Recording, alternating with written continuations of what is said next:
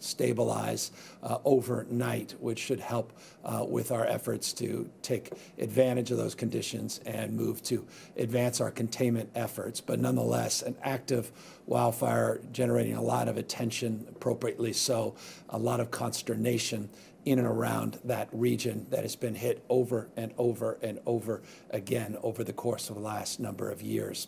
The Zogg fire up in Shasta County, also familiar territory, literally, not just figuratively. 7,000 acres so far have burned. Consider back to 2017 in the Carr fire. This is in and around those areas. It's likely the Zogg fire may make its way into the August complex. I'll update you in a moment on the August complex. Remains the largest wildfire in terms of total acreage burned in California's history. But the Glass and Zogg fires remain top of mind for us as we battle complexes all around the state of California.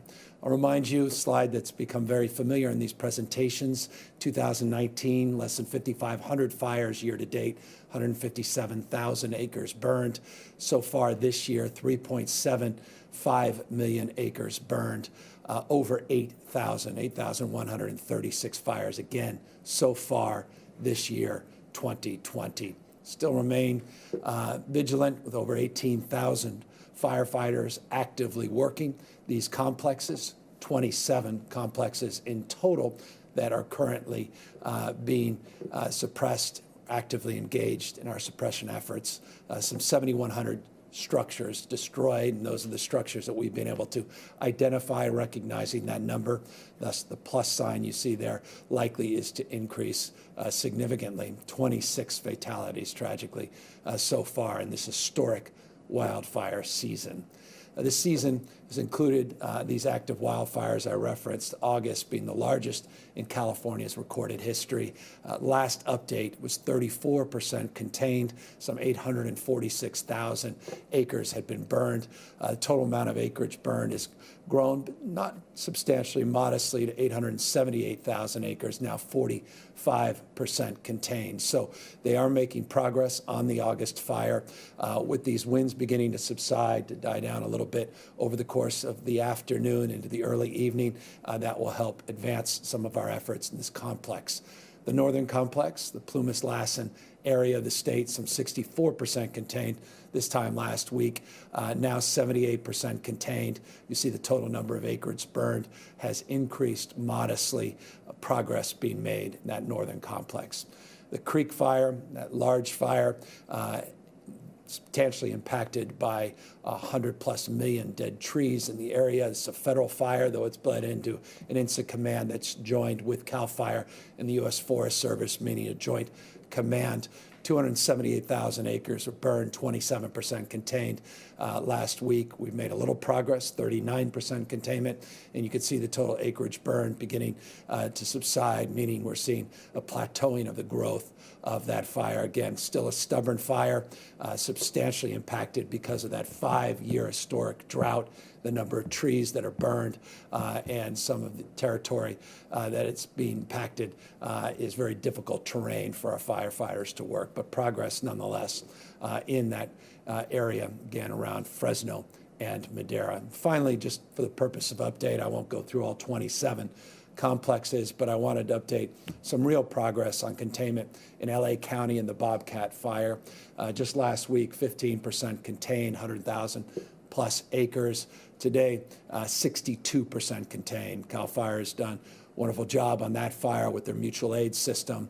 Again, that was a stubborn fire for a week plus, but that containment now has gone up over the weekend, over the course of this last week, substantial progress in that effort. And so that's the update on our wildfires. Continue to be top of mind as we're now moving into the peak of the wildfire season. This is a time of year you start to experience the Santa Ana winds down in Southern California, which we'll see some activity later this afternoon, overnight into the early part of tomorrow. So we're monitoring that, and a lot of prepositioned assets, a lot of vigilance related to those Santa Ana winds. Very familiar to the people in Southern California, but you combine the heat, you combine the dryness, you combine all the other activity that has led to this historic wildfire season. Clearly, we are maintaining our vigilance, and that remains a top area of focus in this state. Northern California, as I said, the wind's beginning to die down as the rest of the day. We move through the rest of the day. Very hot temperatures, very dry conditions, and that means we have a chance at least to get some more aircraft in, DC-10s, the 747s, which become very familiar to the people here in the state of California. 117 aircrafts now working these fires all throughout the state of California. Mutual aid system where we've now requested more additional resources above and beyond the resources we have from 6 different states.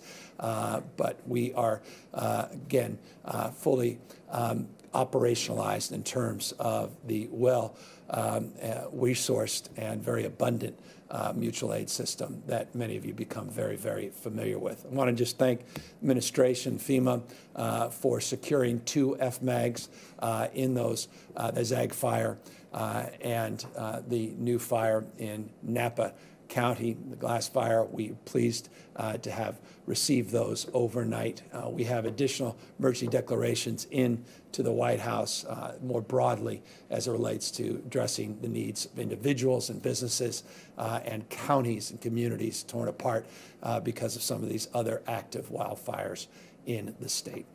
As it relates to putting out fires, of figurative terms, we're trying to do what we can to maintain the progress as it relates to the spread and transmission of COVID-19. Here in the state, you see the latest numbers, 2,955 individuals as of September 27th testing positive for COVID-19. That is lower than the 7-day average of 3,367. We're seeing real progress in total number of tests beginning to go back up as we've been able to navigate some of the challenges associated with the heat wave and some of these other fire complexes impacting our daily average of total number of tests conducted. But you see that number coming back up north of 116,000 over the weekend, was north of 150,000 both on Saturday and Sunday. The good news is the positivity rate continues to trend downward. 2.8% positivity rate over a 14-day period. You could take a look at where we were 14 days ago at 3.6% positivity, now down to 2.8%. The 7-day is slightly higher than the 14-day, and I'm going to get to that in a moment at 2.9%. But nonetheless, we're seeing a continuation of the decline that occurs, of course, not surprisingly, not only in the positivity rate, but you're seeing the hospitalization numbers here in the state, a 20% decrease over the course of the last 14 days. ICU admissions tracking similarly at 21% decrease. I say all of this with a point of consideration and caution, though that caution has brought to bear, that consideration rather, not caution, has brought to bear some progress with these county tier reports. Tomorrow, you'll get an update from Dr. Galley every Tuesday on our tier status. I could preview that we anticipate a number of counties moving and progressing into new tiers, which is a very encouraging sign. You've seen just in the last few weeks, we had 38 counties in purple, 9 counties in red. You could see today 25 counties in purple, less, good news, more in red, more in orange. We anticipate some more counties tomorrow moving into yellow tiered status. So again, as we move away from red into orange and yellow, more and more opportunity to modify our conditions as it relates to business activity. But as I said, there's some points of consideration and caution in these numbers, and I want to just focus on that briefly here for a moment. While it's true we have seen a 3-fold decrease in the total number of cases since our peak mid-July, we are seeing early signs that those decreases are beginning to slow down. They're beginning to plateau as it relates to total number of new cases. What concerns us more is not just the plateauing of cases, again, seen decrease, but a plateauing. But it's some regions that are beginning to see an upward trend in what we refer to and what is commonly referred to by our health representatives, and that's the R effective. Let's take a look here at 3 different areas of the state where we are seeing some increases, not necessarily in cases, but in terms of the R effective. Here at 0.95%, you'll see in the Bay Area, Alameda, Contra Costa, Santa Clara, among many counties, you can see that trend line where in the last few weeks, the R effective is beginning to march back up. That straight line is the R effective of 1. Anything north of that, we can start seeing an increase in cases. We want to keep that R effective below 1. Currently in the Bay Area, it's now sort of snuck back up to 0.95. You can see here in the lower part of Southern California, and this is around Imperial, Orange, Riverside counties, elsewhere, you can see similar trends. This is at 0.97 are effective in these ensembles of counties, or assemblage of counties that we've put forward. Those include San Diego County as well. So still below 1%, the effective 1 rather, but nonetheless, some concerning trend lines in the last 7, 8, 9, 10 days as it relates to increase of R effective. Let me underscore that trend of concern. And this is what we refer to lazily as the upper Southern California area. More difficult to quantify when you see sort of the ensemble of counties that we included here. Central Coast, a little bit of Central Valley, and the sort of northern part of LA, what we refer to as upper Southern California. This R effective is represented on this slide at 1.02. 1.02 in Kern, LA, San Luis Obispo, Santa Barbara, and Ventura County when you pull them all together. So again, some concern and some points of optimism all mixed into one, but it is simply a reminder of what many had projected and predicted. And that is, we have just come through difficulty of a first wave, but the anticipation of a second wave of this pandemic into the fall season. I believe this morning there were 26 states that have seen an increase in their total number of cases. This is, again, what science had predicted. If we go back to our original form, if we're not cautious, if we're not vigilant, if we're not wearing our masks, if we're not practicing social distancing, physical distancing, and hand washing and hygiene, these numbers can start to tip back up, and that's going to put pressure on our tiered plan and put pressure on our ability to reopen not just businesses, but to get our schools open, again, a top priority for each and every one of us. So I cannot impress upon people more the importance of remaining vigilant, the importance of continuing to do the things that all of you have done over the course of the last month and a half, where we have once again tamed the growth of the transmission rate in the state of California. Never over a 14-day period did we present north of 8% positivity rate, substantially better than the vast majority of states in the southern part of the United States, be it Texas and Arizona, obviously places that have highlighted case rate growth like Florida. But we did experience that increase. We were able to bring those numbers down below 3%, but this R effective rate is a point of caution and consideration as it relates to the work that each and every one of us must do to continue to see a decrease, not just a plateauing of transmission rates. Speaking of seeing a decrease, not just a plateauing of rate of growth, we have to address this issue of homelessness. And I continue to maintain a vigilance, a focus, a commitment, and resolve to do more and do better in this space. And forgive the transition from wildfires and the transition, the crisis of COVID. But I certainly argue that the homeless crisis in this state deserves similar attention and resolve and approach. And that's why the last few weeks we've been updating you on our $600 million home key investment. Again, shelters, we believe, solve sleep, housing, and supportive services solve homelessness. This is a frame around housing and supportive services. This is a frame towards transitioning people into some sense of optimism and permanence in terms of moving people off the streets, transitioning them, and getting them back into a mindset of self-sufficiency with support.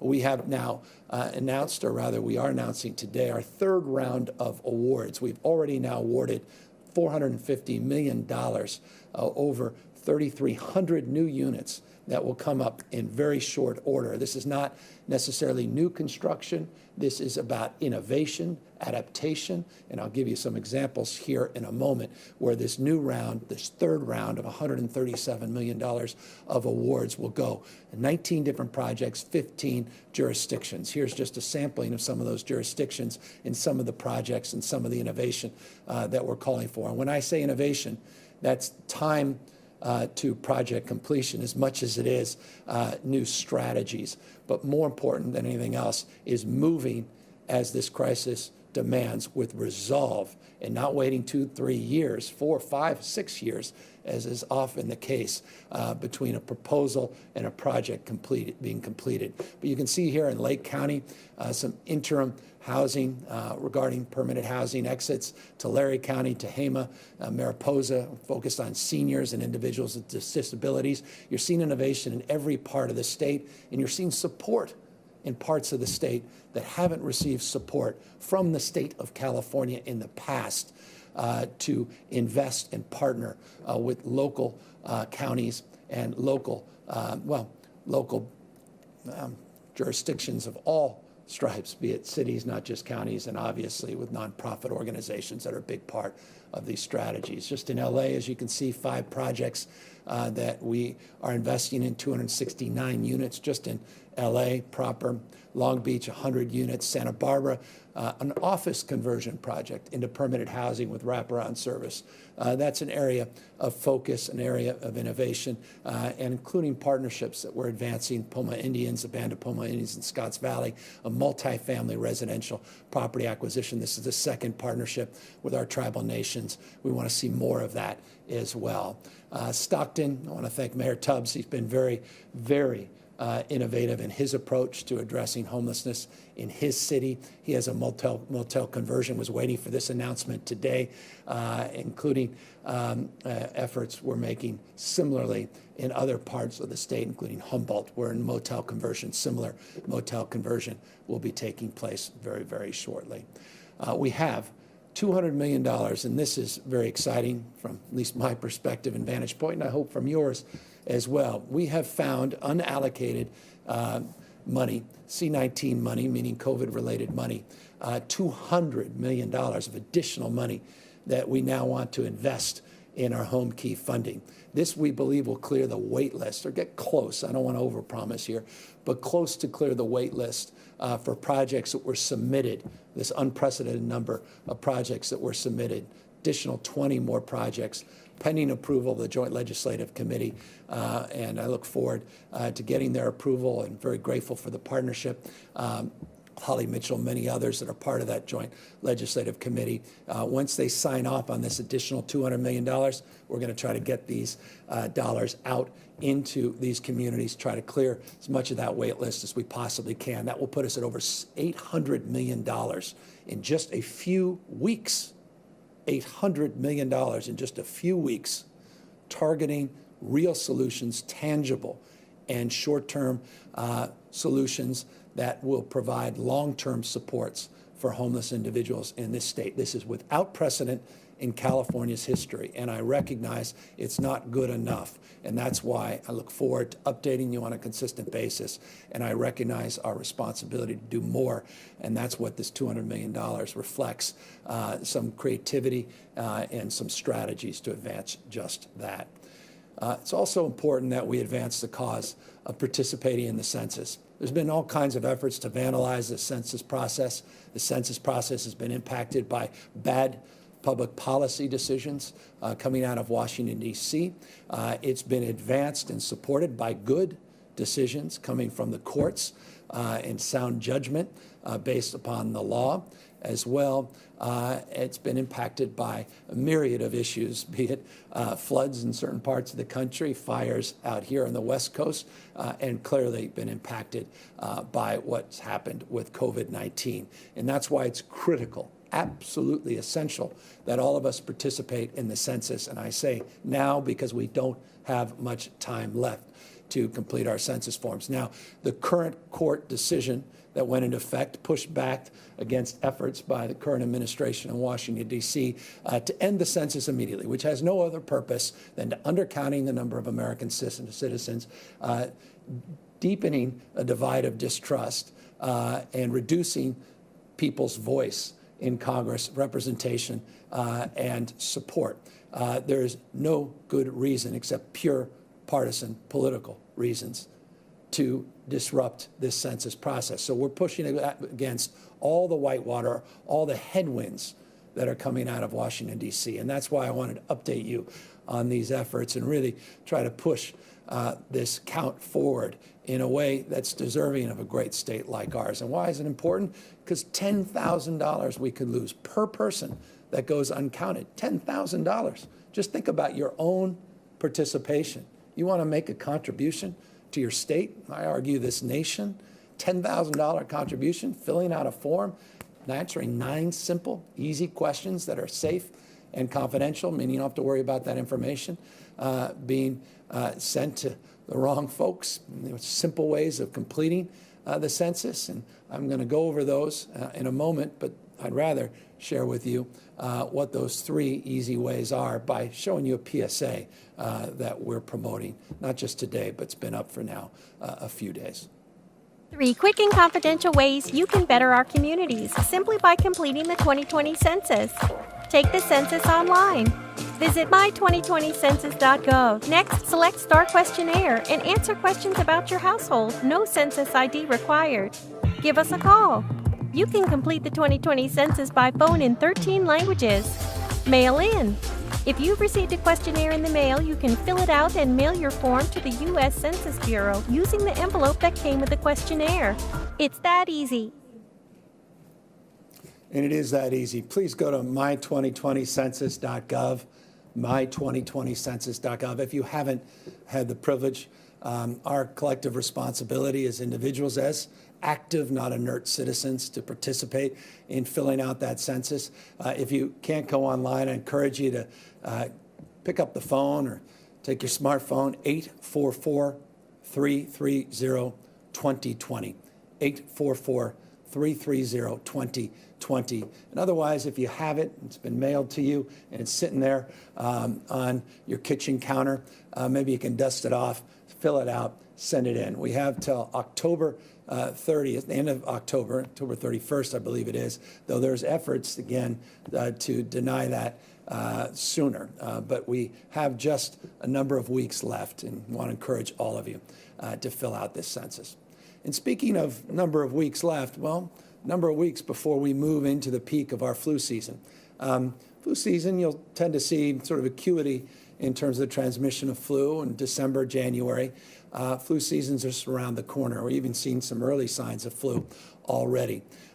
Bottom line, this is about protecting yourself in order by getting a flu shot, you protect yourself and you mitigate the impact of what some have referred to as the twindemic of a potential second wave of COVID-19 transmissions and the flu happening concurrently, putting stress, putting pressure on our hospital system at the same time, draining resources and impacting the quality care that all of you deserve and expect of our healthcare delivery system. And that's why getting a flu shot is so important. I have done this every single year as long as I can remember.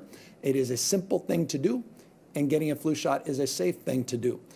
In an effort to demonstrate how simple it is and how safe it is, I thought I would just take advantage of a moment of your time and take the opportunity to get a flu shot here and demonstrate what safely can be done by many of you watching. And I encourage you to do just that. And so I've got my nurse here, my doctor, and I've got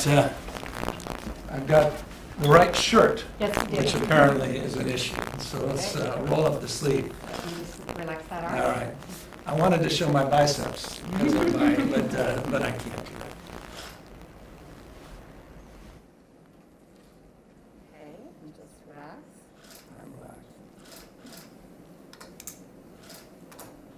Tell me when you're doing it. It's done. It's done. About as simple a thing as any of us can do. So I encourage everybody to get a flu shot. I thank you for this demonstration. And I remind everybody that the flu season is just around the corner. And so I cannot impress upon you more the importance, the power and potency of getting a flu shot, mitigating the spread and transmission of not only the flu, but as well impacting our ability to care for you, your loved ones, members of the community, as it relates to the spread of COVID-19. And so that is broadly where we are this year in terms of update, or rather this week in terms of an update. You can see additional information here on this slide of purpose of preventing the transmission of flu and the broader construct of helping all Californians stay healthy. We encourage you to do the same. As always, we end by reminding you of the power and potency of addressing not only the issue of the flu, but addressing transmission of COVID-19 of wearing a mask. It's an interesting point that in the southern hemisphere of this country, rather in the world, southern hemisphere, in places like Chile, in places like Australia, in South Africa, they saw a relatively mild flu season because of people's ability to address not only the transmission of COVID-19, but as a consequence, the benefits of doing so by wearing a mask, transmission of the flu. So practicing physical distancing, washing your hands, minimizing mixing, and wearing these masks will also help us with flu season, not just with transmission of COVID-19. So this slide, very familiar to all of you, is even more important in that frame and in light of our pending flu season. So with that, happy to, of course, answer any questions. And again, thank everybody for your time and your attention. Jeremy White, Politico. Hey, Governor. Thanks for giving us some time. You have been among many Democrats who have warned about what the impact of a sixth conservative justice on the Supreme Court would be. I was hoping you could talk with a little more specificity about some California policies, particularly parts of your agenda that you fear could be endangered by a sixth conservative justice. Yeah, I don't want to get too much in the weeds, except to say on social justice, economic justice, environmental justice, broad strokes, I'm very concerned. I'm concerned clearly about tens of millions of people that have pre-existing condition protections because of the ACA, the expansion of the Medicaid system in this country and the impact that could have, millions of people losing the ability to get quality health care as a consequence of the ACA. I'm worried about the environment, clean air, I'm worried about clean water. I'm worried about the capacity for states like California to continue to lead not just this nation, but lead the world in terms of low carbon green growth. I'm worried broadly about protection of minority communities, the LGBTQ community. I'm worried about a series of issues that obviously present themselves self-evidently as points of concern and points of departure as it relates to precedent, not least of which the impact on Roe v. Wade, the impact on people's freedom of choice, a value we hold dear here in the state of California. And so clearly those are points of concern. 6-3, ideologically conservative majority could be impactful on all of those issues and more for decades potentially to come. So this is a profound moment in our nation's history. And I know that all of us are anxious, at least those of us that share concerns about the stacking of the court from an ideological bent, and obviously makes this election even more essential and more important. Adam Beam, Associated Press. Thank you, Governor. I have two questions. First, while the coronavirus numbers have been improving, Dr. Galley warned last week of an expected increase in cases and a potential 89% jump in hospitalizations in the next month. Now, in some counties, that could mean businesses, again, have to close or restrict services. So what do you say to those business owners who say they can't survive a third shutdown? And secondly, as more schools are now offering classroom instruction, have you and the first partner decided whether your children will attend school in person? Well, it depends when the school makes a decision about whether or not they can move in that direction based on concurrence with the county. There are hundreds of schools, I think north of 600 the last I checked, though I'll happily update you on that number, that have received waivers from all over the state of California in elementary schools. My kids, oldest just turned 11, youngest is 4, so we're in that category broadly. But beyond that, I have no update for you as it relates to my specific status and my family. As it relates to the broader issue of transmission, I would say to all the business men and women, I would tell all the entrepreneurs and parents included that we maintain our vigilance. If we continue to practice physical distancing and social distancing, we minimize mixing. If we abide by these mask mandates, then we can substantially address the concerns that you raised in your inquiry, and that's fundamental and foundational. We all need to maintain our vigilance. As we modify, as we make progress, and we are making progress, you will hear Dr. Galley tomorrow update you on the tiered status.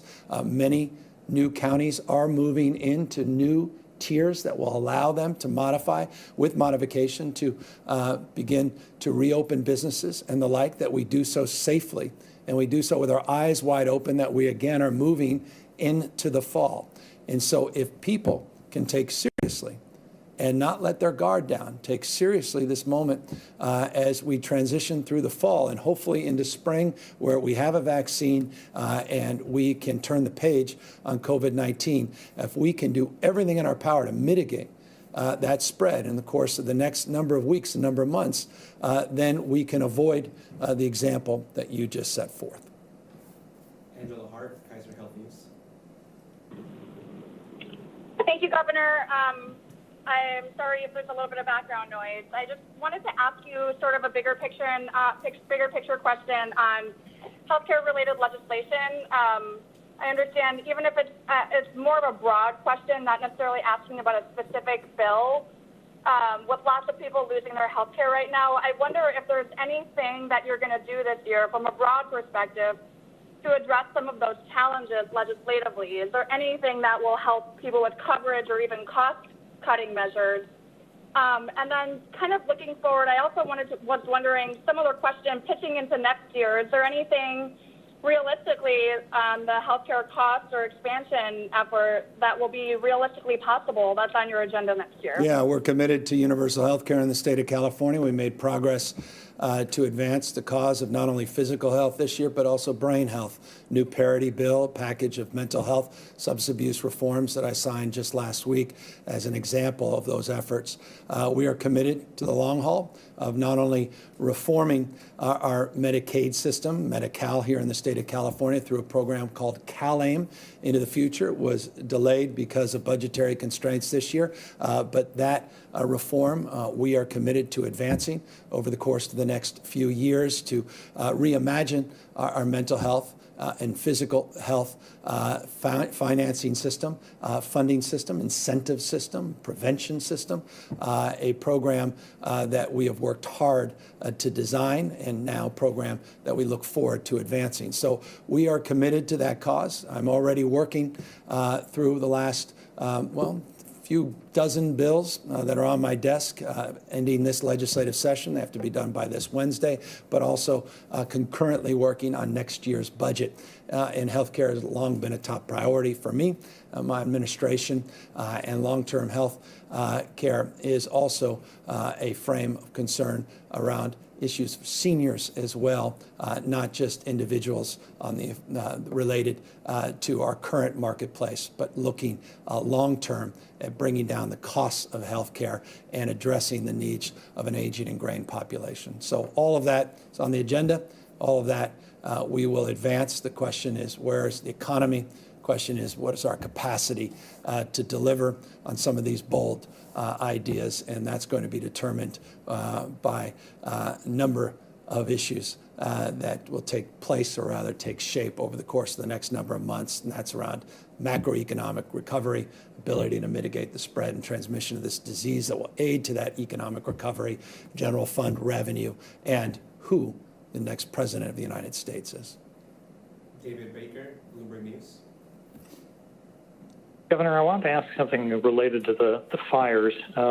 We have, as a state, put a lot of money and effort over the last couple of years into trying to prepare for fire seasons, to reduce the likelihood of major fires. And yet we are now seeing fires even in areas that burned within the last 5 years. Are there any steps you're thinking of in the future that we need to take that we haven't so far? Any other way we can attack this problem? Yeah, it's an opportunity. I appreciate it to remind you of some of the commitments we've made moving forward to more than double our vegetation management in the state of California, to finally advance the cause that we advanced a few weeks back, a partnership with the U.S. Forest Service to get the Forest Service to address the 57% of the forested land in the state of California that's under their jurisdiction, 3% under the state's jurisdiction. We have been investing more than the federal government and more to invest in vegetation and forest management in federal lands than the federal government themselves. New partnership that is taking shape will advance a more coordinated strategy and will provide more resources from the federal government, which should help aid and advance our efforts around prevention. Accordingly, we did 35 high-profile projects in the state of California. We were able to complete those within about 15 months. Some of those were on the docket 10, 15 years to be completed. We were able to get them done in 10, 15 months. We're taking that spirit and we're taking that proposal and we're putting it to scale. And this is a specific answer to your question. You'll be hearing from me and our team at CAL FIRE, Tom Porter, Chief Porter, and others about our efforts to substantially increase the prioritization of projects. And recall, the prioritization is not just looking at vegetation, forest management projects writ large, but targeting those investments from a socioeconomic perspective, from a perspective of communities that are, quote unquote, most vulnerable and could have most impact in terms of structures and lives lost, ingress, egress, issues related to mobility. And so you'll be hearing a lot more about those efforts in the coming weeks. In addition to that, as I just noted, I'm putting together next year's budget in real time. We put an historic amount of money in the budget. Going back to last year, the Brown administration, the first 2 years of my administration, we're going to do more still to invest in prevention, pre-deployment of assets, more firefighters, better technology, Techno-Silva technology, which was part of our IF2 proposal of innovation, has really aided our efforts this year in looking at predictive fire analysis, allowing us to pre-position assets based upon weather patterns using some of the latest technology. We have infrared technology, new cameras that have been deployed not only by the state but by the IOUs themselves, more still coming in that space. New equipment that's finally coming online, more air suppression equipment, more traditional equipment that has been procured but hasn't been yet delivered, that is being delivered this year, next year, and more still to come after that. So there's a lot of progress. We're not standing still. We're not just victims of fate. We want to shape this future. We want to work on suppression, work on prevention, and then work on adaptation and strategies that are longer term as it relates to decarbonizing our economy. And I think we took a bold and very direct step there last week with a number of announcements, and we look forward to codifying those efforts with the California Air Resources Board and the incredible leadership of Mary Nichols, and work with the legislature to advance that collective cause as it relates to changing the way we produce and consume energy here in the state of California. Julie Watts, CBS 13. Hi, Governor. Thanks so much for taking our question. Regarding the widespread EDD mail fraud, the task force was not instructed to look into fraud, but we've now tracked thousands of addresses where people are getting fraudulent EDD mail. Have you requested data to understand just how widespread this is and, frankly, how many millions of taxpayer dollars have been lost so far? And secondly, Governor, while most believe fighting homelessness is a noble cause, what do you say to people who question spending $100 million in COVID funding on long-term homelessness projects as opposed to projects that directly impact disease spread and prevention? Well, we have over close to $250 billion the state invests. So you example where some of the investment was made in forgive me, but it was 6 or 7 months ago that I believe the issue of homelessness was the top agenda item in the state of California. People from all political stripes in every part of the state demanding the state do more and do better in that space. The crisis has only gotten worse, not better, because of COVID-19, and so our responsibility remains, and my commitment and resolve have only increased to advance that effort. But the point you're making is more broad. It is that all of us need support, and I'll put up the work we've done on essential workers, protecting working families, protecting those with sick leave and workers' comp protections, and providing more supports, including an earned income tax credit, which no other state in America has come close to advancing, getting $1 billion+ into the pockets of working families over the course of the last number of months in this state. So we have a series of efforts that we've advanced to help the middle class and working families, not just low-income individuals, not just people that have fallen through the cracks, defined as homeless here in the state of California, and if I may, including on the issue of health care. There's no state in America that has advanced more support for middle-class families earning up to about $150,000 a year in offsetting the costs of health care than the state of California. That was something we did last year. No other state has been able to replicate that, and we recognize we still have more work to do in that space, but it's an example of our commitment and resolve to help the middle class, to help working folks, not just help people, again, that are struggling out in the streets and sidewalks or from the vagaries of a pandemic-induced recession where they're vulnerable to being evicted or vulnerable to ending up on the streets of our great state. Taryn Luna, LA Times. Governor, you said last week that you support a ban on fracking through the legislature, but that would be a tough fight even among Democrats, and lawmakers say you need to get involved to make it happen in a way that we haven't really seen from your office. So how involved do you plan to be in that legislative battle? Very. Thank you. Final question, Sophia Bolag, SACB. Hi, Governor. The Secretary of State's office is spending $35 million on a voter outreach campaign called Vote Safe California that's being run by a consulting firm that supports Biden.